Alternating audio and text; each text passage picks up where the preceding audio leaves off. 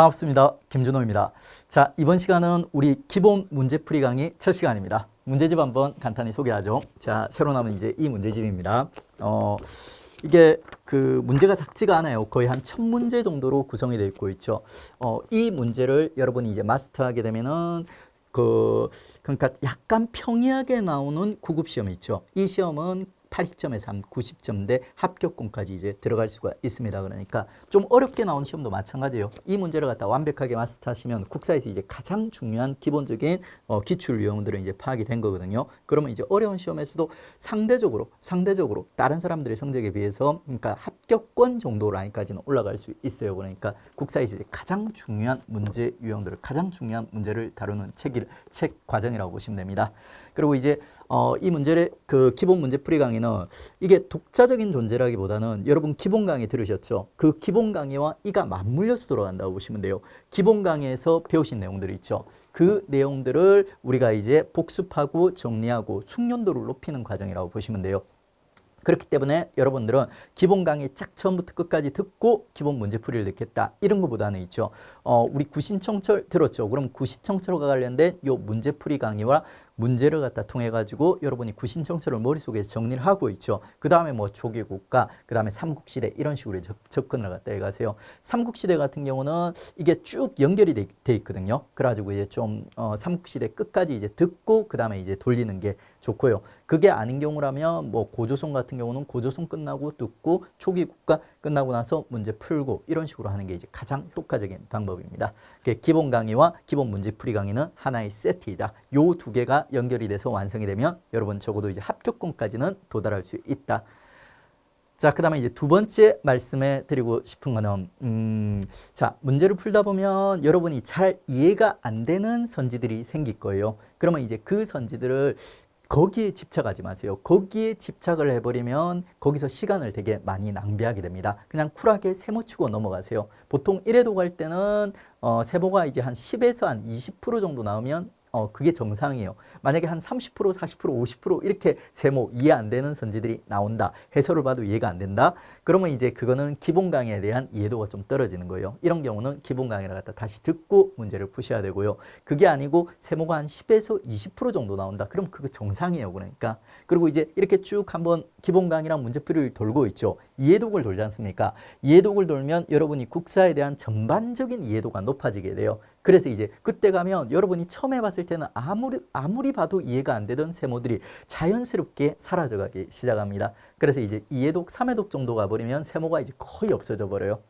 그러면 이제 그 세모는 요 기본 문제풀이에 나왔다는 말하면 중요한 선지라는 얘기예요. 단순히 이제 OX로라도 암기를 갖다 해두시고 있죠. 그리고 이게 또 시간이 지나면 저절로 이해가 되게 됩니다.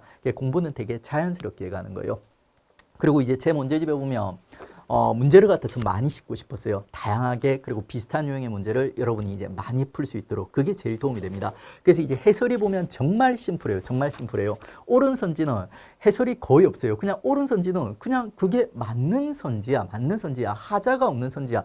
맞는 거예요. 더 이상 뭐 중원, 부원 할 필요가 없어요. 그러니까 여기서 더 중원, 부원을 하면 사족이에요. 그러니까 시간 낭비고 있죠. 오히려 여러분한테 필요 없는 지식들을 많이 전달하게 됩니다. 그리고 틀린 선지들은 있죠. 왜 틀렸는지만 콕콕 찍고 있습니다. 그 해설이 되게 간단하게 돼 있어요. 그래서 여러분이 처음에 공부할 때는 해설이 좀 장했으면 좋겠다 이렇게 생각하시는 분들이 많은데 그게 실제로는 시간 낭비고 여러분 공부에 도움이 안 됩니다. 만약에 이 간단한 해설을 보고 여러분이 이 선지가 이해가 안 되지 않습니까? 그러면 여러분은 이 선지를 아직 받아들일 준비가 기본이 안 돼 있는 거예요. 그러니까 그게 이제 시간이 지나면 차츰차츰 이해도가 스스로 자연스럽게 이해도가 높아지면서 이해가 되게 될 거예요. 그러면 이제 그때가 되면은 여러분이 이제 이 선지들을 갖다 문제들을 받아들일 수 있는 때가 되는 거예요. 억지로 선지를 갖다 이해하려고 하지 마시고 있죠. 그리고 이제 뭐 그냥 자연스럽게 때가 되면 이제 얘들이 그러니까 세모가 지워지고 여러분이 이제 얘들을 갖다 이해할 수 있게 될 겁니다. 자. 그러면 이제 제가 말했던 첫 번째 이제 기본소와 기본 문제풀이 강의랑 기본 강의는 연결되어 있다. 그리고 이제 모르는 문제는 집착하면서 시간 끌지 말라. 세모 잘 활용해라. 그리고 이제 이 세모는 자연스럽게 때가 되면 지워지게 될 것이다. 그리고 이 문제집의 세모가 거의 없어질 때가 되면 여러분이 이제 기본적으로 뭐예요? 그러니까 합격권까지 국사에 대한 기본적인 이해체제는 완성이 되었다. 이렇게 보시면 됩니다. 그 이후에는 뭐 예상 문제풀이 같은 걸 통해서 심화 포인트들 챙겨주시고 하면 뭐 그 고득점, 만점권, 심화 문제들까지도 우리가 대응할 수 있는 수준으로 다가갈 수가 있게 됩니다. 자, 그러면 이제 서설이 길면 안 좋죠. 그러니까 간단하게 이제 얘기 끝내고 있죠. 본격적인 이제 문제풀이로 들어가도록 하겠습니다. 자, 먼저 이제 첫 번째 문제. 첫 번째 문제가 1번이 아니죠. 1번을 우리가 이미 풀었어요. 기본 문제풀이, 기본 강의에서. 제가 문제 좀 소개시켜 드렸지 않습니까? 거기서 풀었어요. 그래가지고 1번 제끼고 있죠. 2번 들어갑니다.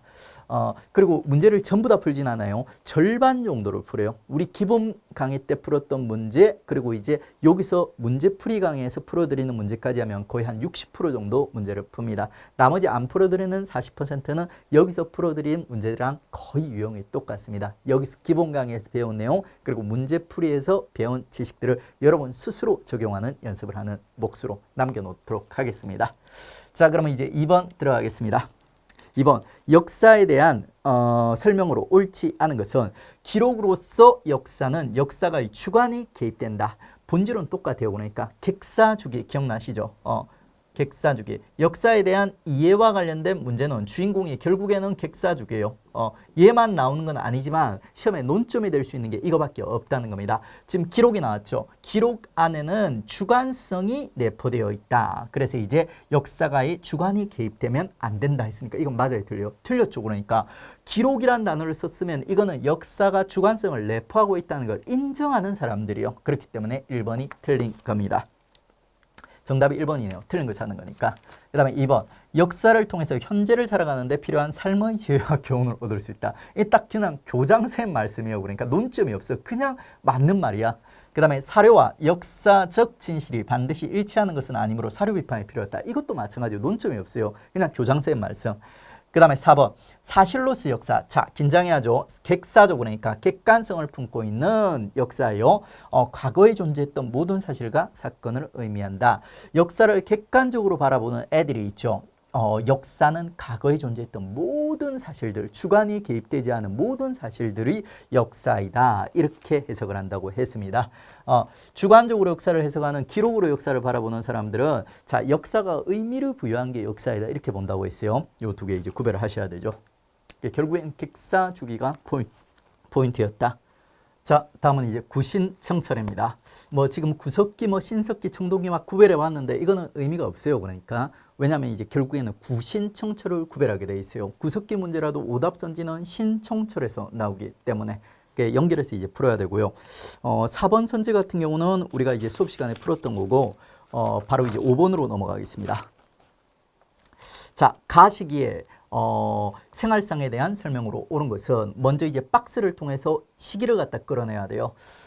종성군 동광지는 되게 어려운 키워드예요. 요거는 이제 고수들이 챙기는 거고요. 여러분은 챙길 필요가 없습니다. 이게 아니더라도 힌트들이 막 나와요. 지금 보면 석기라든지 골각기가 지금 나왔죠. 그러니까 바로 이제 뼈 도구를 갖다가 한자식으로 표현해 놓은 거예요.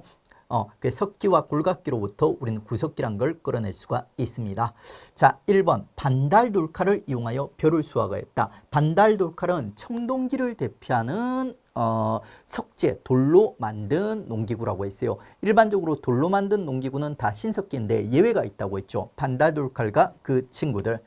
그 다음에 이제 2번 넓적한 돌 갈판에 옥수수를 갈아 먹었다. 갈판과 그 갈돌이 나오면은 이건 신석기가 돼버리는 거예요. 그래서 이것도 매칭이 안 되고, 그 다음에 3번 사냥이나 물고기 잡이 등을 통해서 식량을 얻었다. 수렵과 채집, 물고기 잡이 이런 걸 통해서 이제 구석기인들 먹고 살았죠. 3번이 정답이네요. 자, 그리고 이제 4번은 보면 영원 숭배 사상이 있어 사람이 죽으면 흙그릇 안에 매장하였다. 자, 그 사람을 그 매장하는 풍속과 관련된 내용들은 청동기 이후에 나와요. 그릇 안에, 항아리 안에 사람을 갖다 묻는 것은 동무덤이라고 해서 요건 철기 때 나오는 겁니다. 자, 다음에서 제시한 유적지에 대한 설명 중 가장 옳지 않은 것은 유적지가 나오고 이제 시대를 연결해야 되는데 대표적인 유적지죠. 어느 시대? 구석기, 상원 검은모루, 북한에서 가장 유명한 유적지고요. 단양 수양계, 연천종국리, 공주석 장리, 단양 수양계를 빼고는 있죠. 요 두 개는 남한의 이제 3대 유적지 중 하나입니다. 청원, 두루봉, 동굴까지 해가지고 단양 수양계도 한 B급 유적지로 꽤 유명하죠. 그래서 이제 구석기를 대표하는 유적지들이고 1번 뗀석기를 가지고 사냥과 채집을 위주로 생활하였다. 이게 바로 이제 요 구석기에 대한 설명이죠. 뗀석기도 맞고 사냥 채집이라는 생산 방식도 정확합니다. 그 다음에 2번 무리를 지어 살면서 공동체적 생활을 영위하였다. 구석기 사람들이 그 이합 집산이 끊임없이 이루어지거든요. 요 집단을 갖다 우리는 이제 무리 사이 이렇게 부릅니다. 그래서 이제 2번도 맞는 선지. 그 다음에 동굴이나 바위 그늘에 주로 살았고 때로는 막집에 살았다. 자, 막 지은 집 혹은 자연물에서 살았다. 역시 구석기 생활상이에요. 4번 조피 수수동의 작물을 재배 농경이 시작되었다. 자, 생산력이 낮은 잡곡들 그리고 농경의 시작 나왔으니까 이건 신석기가 되어버리죠. 그래서 세 개는 구석기, 하나는 이제 신석기 돼서 이제 정답이 이제 4번이 되는 거죠. 적절하지 않은 거 찾는 거네. 자, 다음에 이제 8번 보겠습니다. 8번은 이제 조금 난이도가 있는 문제예요. 구석기 시대 내에서 유물들의 이제 시기적 순서를 갖다 잡는 겁니다. 구석기 시대 전기에 주먹토끼와 쓴배찌르개 등이 사용되었다. 맞을까요? 틀렸을까요? X입니다. 어디가 틀렸냐면 주먹토끼는 맞아요. 근데 쓴배찌르개라든지 격지, 돌날격지 하는 것들은 얘들은 잔석기, 조그맣고 섬세한 석기들이에요. 얘들은 구석기 후기에 등장하게 됩니다. X. 자, 다음은 이제 밑줄 친 이 토기가 주로 사용되었던 시기에 대한 설명으로 옳은 것은 토기니까 일단은 구석기는 아니죠. 어떤 토기인지 볼까요? 팽이처럼 밑이 뾰족하거나 둥글고 표면에 빗살처럼 생긴 무늬, 빗살무늬 토기 얘기하는 거죠. 빗살무늬 토기, 빗살무늬 기억나시죠? 그러면 이제 빗살무늬 토기는 신석기를 대표하는 유적지예요. 또 친절하게 신석기 대표 유적지까지 나와 있는 대도시 3대 유적지 서울 암사동 그리고 봉산지탑리 이거는 농경의 시작을 알리는 유적지였죠. 그러면 이제 신석기에 대한 설명으로 옳은 것은 농경과 정착이 이루어졌다. 정확하죠. 그 다음에 고인돌이나 돌놀 무덤이 만들어졌다. 자, 구석기 신석기까지는 무덤이 없어요. 그러니까 청동기, 지배계급이 등장하는 청동기 철기 시대 돼야지 무덤들이 등장한다고 했습니다. 시험에 나오는 무덤이. 고인돌, 돌놀 무덤은 돌돌이 들어갔죠. 돌돌돌 무덤은 청동기 고분입니다. 그 다음에 3번 빈부격차가 나타나고 계급이 발생하였다. 역시 청동기고요. 군장이 부족의 풍요, 안녕, 기원, 제사를 지냈다. 군장 국가가 등장하기 시작한 게 청동기라고 했습니다. 그래서 정답이 이제 1번이 되고 나머지 3개는 청동기와 관련된 설명이 되는 겁니다. 자, 다음은 이제 12번. 그리고 9번은 푼 거예요. 9번도 우리 기본 강의 때 이제 푼 겁니다. 다음 이제 12번 넘어가겠습니다. 다음 설명 중 역사적 시기가 다른 하나는 1번 황해도 봉산지탑리 탄화된 좁쌀 농경의 흔적. 황해도 봉산지탑리가 신석기 때 농경이 시작되었음을 알려주는 두 개 그 유적지 중 하나예요. 평양 남경이랑 황해 봉산지탑리 요 두 개가 이제 신석기 농경의 시작을 알리는 유적지입니다. 부산 동삼동 나왔죠. 신석기 때 3대 대도시 유적지 부산, 서울 그리고 제주도. 폐총에서 나온 조개 껍데기 가면 요것도 이제 신석기 대표 유물이죠. 예술의 활동의 양상을 엿볼 수 있다. 원시 종교라든지 혹은 예술의 흔적으로 해석한다고 했습니다.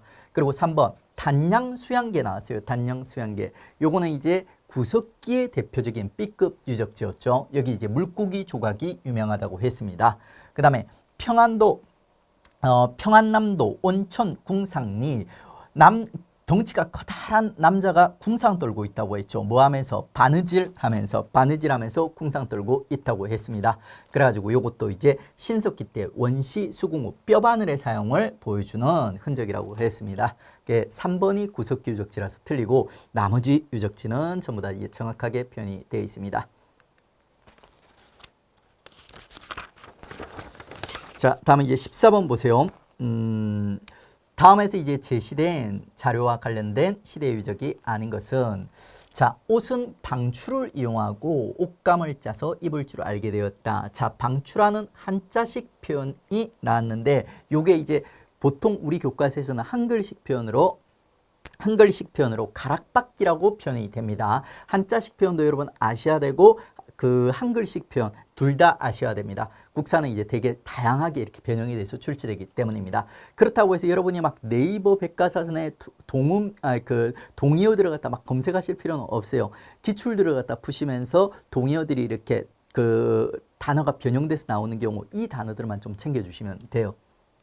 그 다음에 뭐 돌로 만든 괭이나 돌로 만든 농기구, 조피, 수수, 재배하기, 시작 이런 것들 그리고 바닥이 뾰족한 토기, 신석기 흔적을 너무 많이 주고 있습니다. 신석기 시대를 갖다 대표하는 유적지 한검 같은 데서는 이렇게 유적지를 암기하라고 문제를 안 내요. 근데 우리 공무원 시험에서는 유적지 암기하는 문제가 이렇게 나오고 있습니다.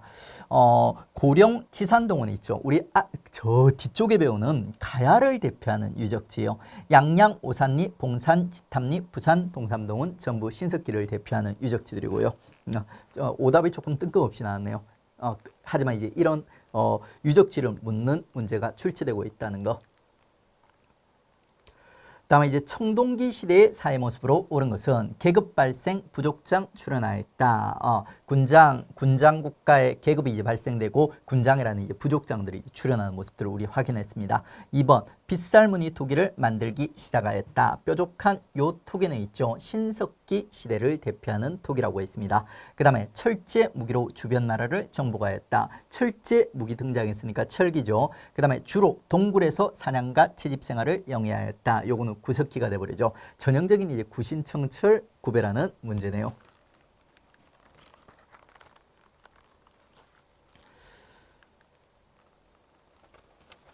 자, 다음에 이제 17번을 수업 시간에 다뤘고요. 그리고 이제 18번 연결해서 들어가겠습니다.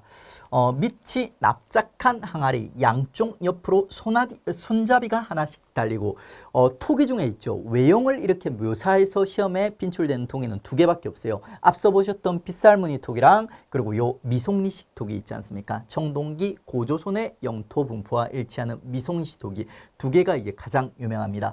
청천강 이북과 굴림 요령 일대에 분포하였다. 이게 이제 고조선의 영토 분포로 갖다 얘기하는 거거든요. 그러면 이제 이 유물이 사용됐던 시기와 일치하는 것은 이 미송리식 토기는 고조선이랑 연결되기도 하고 청동기랑 연결되기도 합니다. 1번 무덤 양식에는 널무덤과 동무덤, 돌자 빠진 무덤들 이거는 철기의 무덤입니다. X.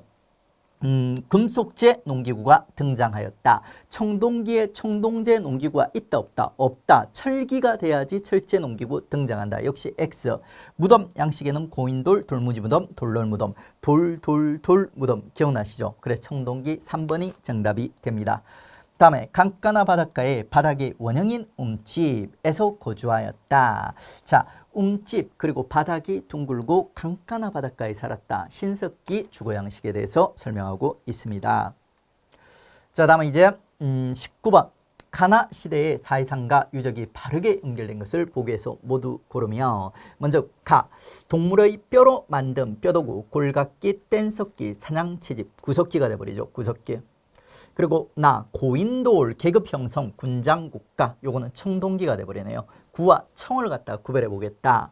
기억번 가 동굴 유적으로 덕천 승리산 제천 전말 청원 두루봉 동굴 그 덕천 승리산이 고난도 유적지요. 우리 나중에 심화 과정에서 이제 배울 내용이에요. 근데 제천 전말이라든지 청원 두루봉은 우리 이미 봤죠. 둘 다 구석기지 않습니까? 그러니까 이거를 몰라도 있지 않습니까? 기억번은 가랑 이제 매칭이 될 확률이 높은 거예요. 근데 완벽하게는 얘의 존재에 대해서 정확하게 모르니까 완벽하게 확신하지 맙시다. 그 다음에 이제 니은번 나 금속을 다루는 전문 장인이 등장하고 사유재산 제도가 발달하였다. 청동기 시대 청동기를 다루는 기술자들 등장했겠죠. 그리고 청동기 시대가 되면 사유재산 제도가 등장한다. 그래서 요거 맞는 거죠. 그 다음에 가번 반달 돌칼 돌자기 만들어 농경에 활용하였다. 돌자기라든지 홈자기 반달 돌칼 얘들은 있죠. 청동기 때 사용된 그 돌로 만든 농기구라고 했습니다.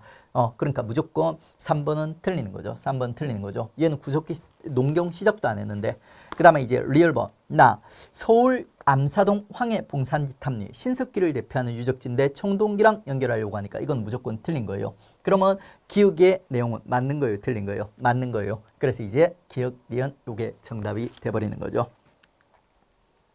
약간 이렇게 논리적으로 접근할 수 있어야 돼요. 이거를 객관식 문제를 접근할지 모르는 학생은 이거를 찾고 계속 고민을 하고 있어요. 득점 승리상. 근데 대부분 문제들이 좀 지엽적인 이런 지식보다는 평범한 지식에서 조금 논리적으로 접근하면 정답이 나오는 경우가 많아요. 그러니까 이렇게 해서 안 나온다면 이건 되게 심한 문제인 거예요. 근데 심한 문제는 그렇게 많지가 않습니다. 평범한 문제들을 여러분이 이렇게 논리적으로 평범한 지식으로 정답을 끌어내는 거, 이게 기본입니다. 이걸 잘 하셔야 돼요.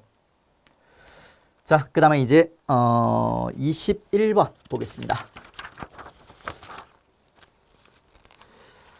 자, 집터가 신석기도 움집 그리고 청동기도 움집이요. 그래가지고 이 두 움집의 집터 형태를 갖다 여러분 잘 구별할 수 있어야 됩니다. 사료에 보니까 지금 이 시기 도교가 발달, 농경이 시작되었다. 그 다음에 이제 집터에 대해서 자세히 서술하고 있어요. 대개 움집 자리, 움집만 가지고는 우리 청동기인지 그 신석기인지 구별 못한다고 했어요. 근데 바닥 원형 모서리가 든 건 사각형, 요거 보면 신석기 나오죠. 그 다음에 움집 중앙에 불씨를 보관한 화덕이 있었다. 역시 신석기 움집. 그 다음에 규모는 4에서 5명.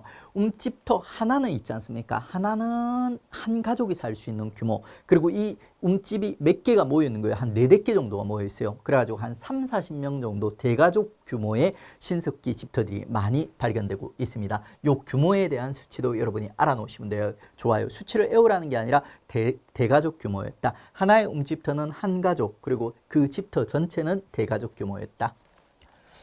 자, 그러면 이제 신석기예요. 1번 동굴, 막집, 바이그널 전부 구석기 관련 키워드.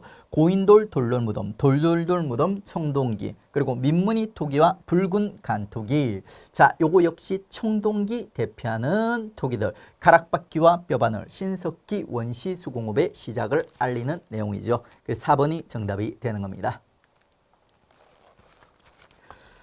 자, 다음은 이제 23번. 우리나라 초기 철기 시대의 상황으로 가장 옳지 않은 것은 지배층의 무덤으로 고인돌이 축조되기 시작되었다. 자, 고인돌의 축조 그리고 그 시작은 청동기가 되죠. 청동기 문화도 더욱 발달, 잔무늬 거울 등이 제작되었다.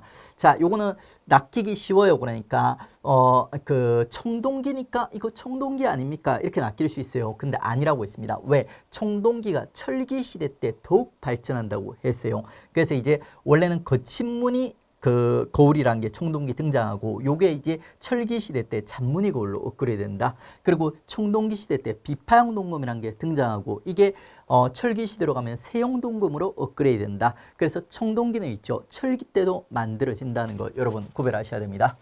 민무늬 토기 외에, 자, 민무늬 토기는 청동기를 대표하는 토기지만 철기 때도 많이 만들어져요. 그 민무늬 토기만 가지고는 판단할 수가 없습니다.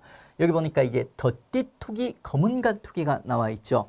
덧띠 토기, 검은 간토기가 요 철기를 대표하는 토기 중에 하나입니다. 덧무늬 토기 있지 않습니까? 덧무늬 토기는 신석기예요. 근데 덧띠 토기는 철기예요. 요거 좀 헷갈립니다. 구별을 갖다 해주세요. 다음에 이제 중국으로부터 철기와 함께 명도전, 발량전 등이 유입되었다. 철기 시대 때 가장 중요하고 빈출되는 지식입니다. 철기 때 보면 한반도 남부에서 있죠. 중국과 활발하게 교류한 흔적들이 남아 있어요. 그 흔적을 보여주는 증거물이 바로 요 중국 글자, 세 글자짜리 화폐들, 명도전을 비롯한 그 다음에 또 중국의 북 같은 거, 이런 것들이 있습니다. 그래서 지금 보시면 이제 2번이 지금 옳지 않은 것은, 지금 보시면은 1번이 청동기라서 틀리고 나머지는 전부 철기에 대한 설명으로서 정확하게 그 해설이 서술이 되고 있습니다. 다음에 이제 선사시대 유적에서 출토된 유물 가운데 중국과의 교역이 활발했음을 알려주는 유물로 가장 옳은 것은, 지금 시대를 물어보진 않았어요. 근데 철기예요. 철기. 이게 그 철기 시대 때 중국과 교류했던 흔적을 갖다 보여주는 거, 그거는 이제 오수정 같은 중국 돈들이죠. 세용동금은 같은 철기이긴 한데 중국과 교류 흔적으로 보기는 어려워요. 그리고 요 두 개는 이제 시기 자체가 청동기로서 다르죠.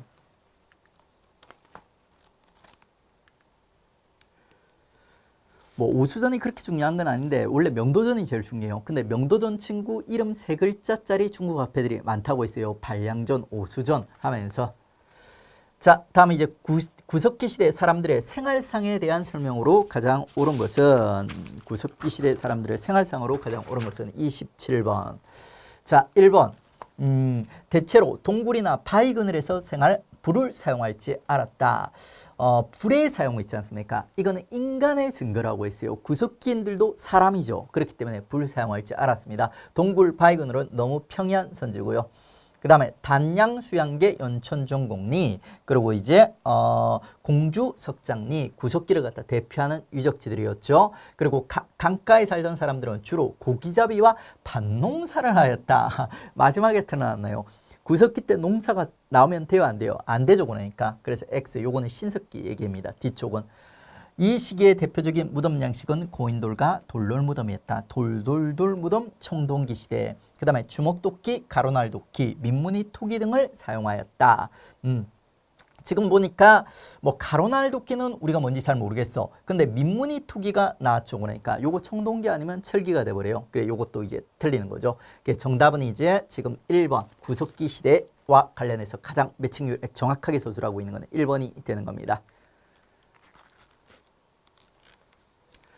자, 다음과 같은 유물이 발견된 시기에 대한 설명으로 옳은 것은 이거는 이제 청동방울이에요. 청동방울. 청동으로 만든 방울. 얘는 뭐의 친구냐면 청동거울의 친구예요. 청동거울. 청동거울이 제사장의 신분을 상징하는 신물이거든요.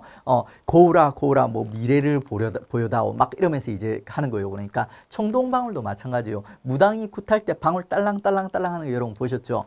청동거울 친구로서 무당들의 이제 그 신물, 재정일치, 제사장으로서 신물을 갖다 보여주는 겁니다. 그래가지고 이제 청동기 시대가 되고요. 1번 혈연을 바탕으로 한 시족 사회를 구성하였다. 요거는 신석기가 되니까 X. 그 다음에 철제 농기구 사용으로 농업 생산력 증가되었다. 철기. 가을에는 반달돌칼로 이삭을 잘라 추수하는 농경 더욱 발전시켰다. 요게 이제 청동기를 대표하는 유물이죠. 반달돌칼.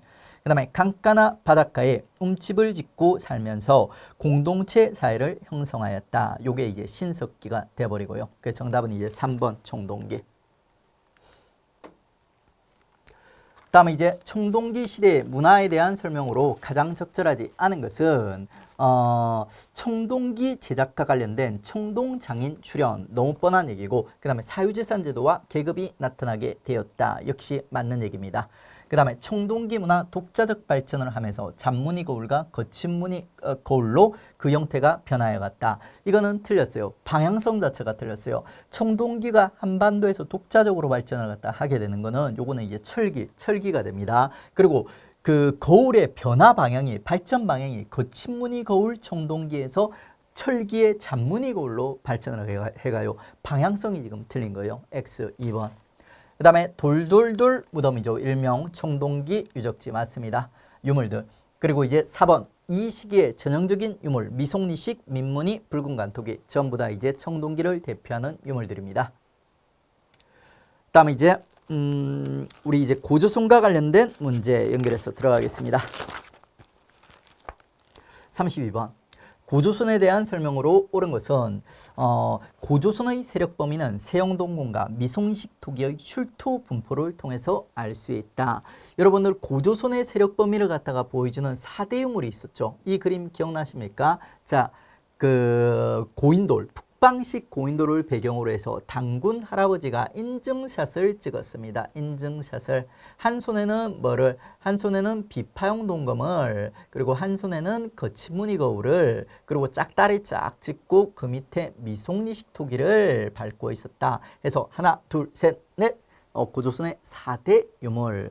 근데 여기서 보니까 미송리식 토기는 맞아 그러니까 근데 세영동검이 맞아요. 들어요. 세영동검은 철기를 대표하는 청동기가 철기에 독자적으로 발전했음을 보여주는 유물 세영동검 비파용동검이 들어가요. 맞죠? 1번 틀렸고, 고조선은 철기 문화를 바탕으로 건국되었다. 단군 할아버지 청동기 들고 있죠. 청동기 문화를 바탕으로 건국되어 망할 때는 철기 때 망하였다. 3번 위만조선은 지리적 이점을 이용하여 중개무역의 이익을 독점하였다. 이게 위만조선의 강점, 경제적 특징이자 나중에 위만조선이 망하게 되는 계기가 되는 사건이라고 했죠. 3번이 정확합니다.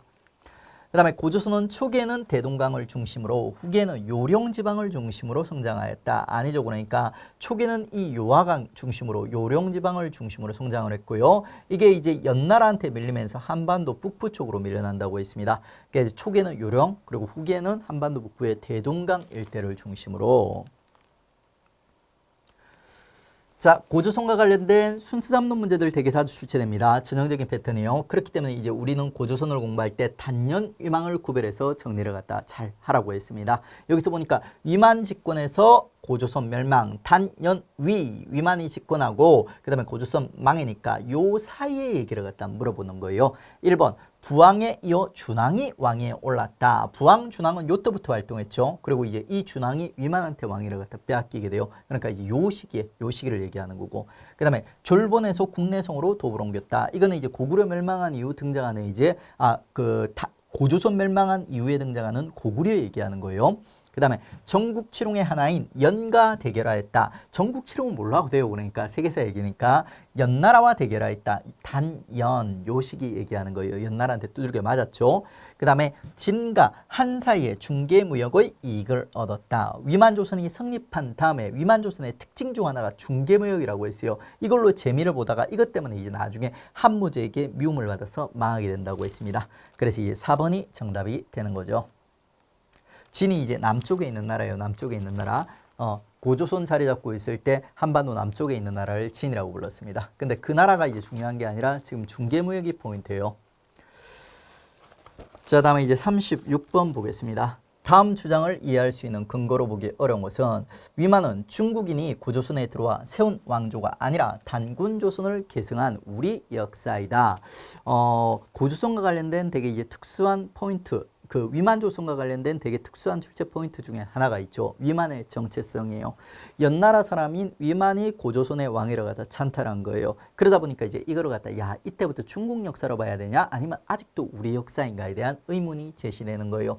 그 의문을 갖다가 우리는 아무래도 이제 우리 위만조선도 우리 역사로 해석하고 싶지 않습니까? 그러니까 위만이 이제 우리 역사로 해석하기 위한 그 정체성, 위만의 우리 민족으로서의 정체성을 갖다가 물어보는 이런 문제들이 개발이 되는 거예요.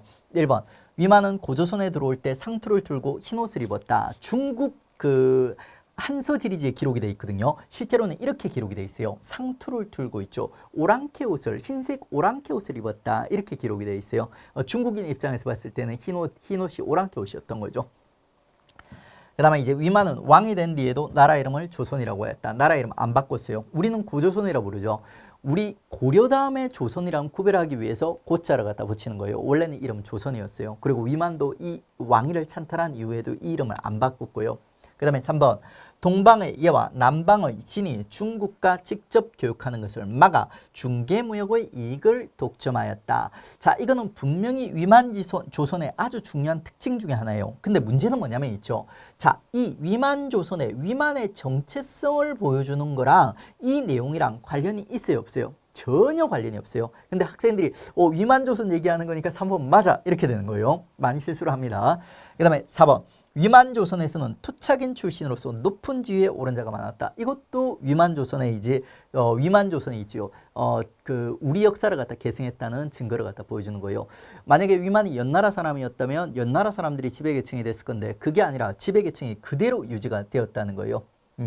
이게 3번에 실수한 학생은 전부 다 지금 위만조선에 대해서 다 맞는 선지인데 이렇게 이제 이거 문제 오류 나중에 신고해야지 이렇게 이제 생각하는 학생들은 떨리기 쉽죠. 그러니까 그렇게 보시면 안 돼요. 여러분이 이제 4개 선지를 봤는데 4개가 명백하게 맞는 선지지 않습니까? 그러면 문제를 잘못 해석했을 수가 있어요. 문제를 여기서 보니까 다음 주장 위만의 정체성을 보여주는 선지를 물어봤는데 3번에 있지 않습니까? 위만의 정체성이랑은 관련이 없어요. 옳은 선지임에도 불구하고 만약에 이제 4개 선지 봤을 때 여러분이 실수한다면 선지를 다시 보는 것도 좋은데 먼저 문제를 다시 한번 읽어라.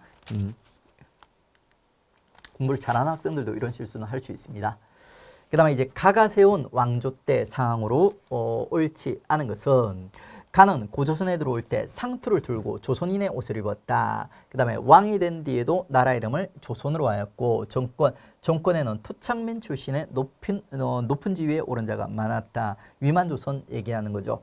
1번 상장군 대신 등의 관직으로 분화되어 있다. 고조선의 가장 대표적인 관직이 상대부 장군 등이에요. 그거 말고도 여러 개 있어요. 그러니까 여러분이 완벽하게 아는 게 아니거든요. 근데 상장군, 상대부 장군 중 두 개나 나왔죠. 그러면 아마 고조선의 관직이 맞을 확률이 거의 뭐 90% 정도 되는 거예요. 여기서 막 고민하지 마세요. 그러니까 대신 잡고 그 다음에 이제 중개 무역의 이익을 독점하며 중국 왕조와 대립하였다. 위만조선에 대해 아주 완전 정확한 선지죠. 그러니까 그 다음에 철기 문화가 본격적으로 수용, 철제 무기와 농기구가 제작되었다. 위만조선의 두 번째 특징 중에 하나가 위만이 연으로부터 들어올 때 철을 제작하는 기술을 갖다 가져와서 철기 기술이 본격적으로 도입된다고 했습니다.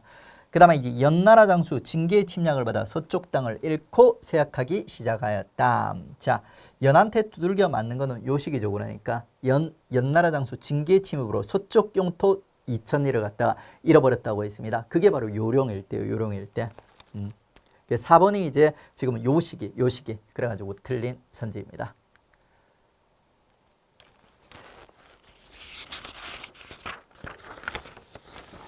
그 다음에 이제 39번. 아주 중요한 숙지 사료죠. 그러니까 밑줄 친 이 나라에 대한 설명으로 옳지 않은 것은 그 많은 법 8조가 있었다. 범금 8조 뭐 이렇게 부르죠. 그 고조선의 이제 8조법 이렇게도 부르고 여기서 이제 가장 대표적인 내용이 살사, 살인한 자는 사형에 처한다. 그 다음에 상곡, 상처를 입힌 자는 곡식으로 갚는다. 그 다음에 도둑질한 자는 노비로 삼는다. 도노, 살사, 상곡, 도노 해가지고 이제 우리 구경한 적이 있어요. 이 사료를 완벽하게 암기할 필요는 없지만 구별은 할 줄 알아야 돼요. 그러면 이제 이 나라 고조선에 대한 설명으로 옳지 않은 것은 1번 부왕, 준왕 같은 강력한 왕이 등장하여 왕위를 계승하였다. 두 번째 마디에 이런 모습 보여줬죠. 그 다음에 2번 공국과 관련된 기록이 삼국유사와 제왕후기에 실려있다. 고조선 공국과 관련된 출처, 사료 있죠.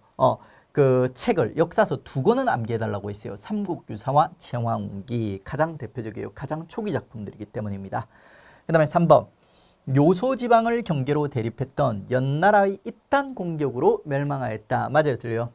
연나라가 두 번째 마디 때 고조선을 많이 괴롭혔어요. 근데 그렇다고 고조선이 망하지는 않았죠. 망하는 건 나중에 한나라에 망해요. 그래서 3번이 틀린 겁니다. 그 다음에 4번 요령지방과 대동강 유역을 중심으로 독자적인 문화를 이루면서 발전하였다. 초기에는 요령, 후기에는 대동강 중심으로 독자적 문화를 이루면서 발전을 한 거죠. 자, 다음에 이제 밑줄근 기역 미음에 대한 설명으로 옳지 않은 것은 고조선은 단군 왕검에 의해 건국되었다. 자, 기역번 제사장이면서 정치적 지배자였다. 단군 왕검이 단군은 제사장, 왕검은 정치적 지배자 했습니다. 정확합니다. 그 다음에 니은번 자, 이 고조선의 건국 이야기가 여러 사서에 기록되어 있다. 삼국유사, 제왕후기 등 정확하죠. 그 다음에 이제 디귿번 고조선의 여러 관직들을 두었다. 자, 국상 막내지? 우리 고구려에서 보는 거예요. 고구려의 관직입니다. 상대부 장군이 고구려의 관직 중 가장 대표적인 거예요. 그 다음에 리얼번 대규모의 유민, 지난 교체기에 중국이 혼란에 휩싸이게 되면서 대규모의 유이민이 몰려오기도 하였다. 이게 바로 이제 위만의 유입을 얘기하는 거예요. 위만의 유입. 그리고 이제 이 위만이 들어오면서 철기 문화를 갖다 가지고 왔다고 했죠. 그래서 4번도 맞네. 그 다음에 미음번 8조법이 있었다. 사유재산을 중시하는 조항이 있었다. 도노 이런 거 있었죠. 도둑질하면 노비로 삼는다. 그래서 이것도 맞는 거죠. 3번이 고구려와 크로스에서 오답을 만든 거죠. 자, 이렇게 해서 이제 우리 고조선까지 해서 문제풀이 강의 첫 시간 마치도록 하겠습니다. 수고하셨습니다.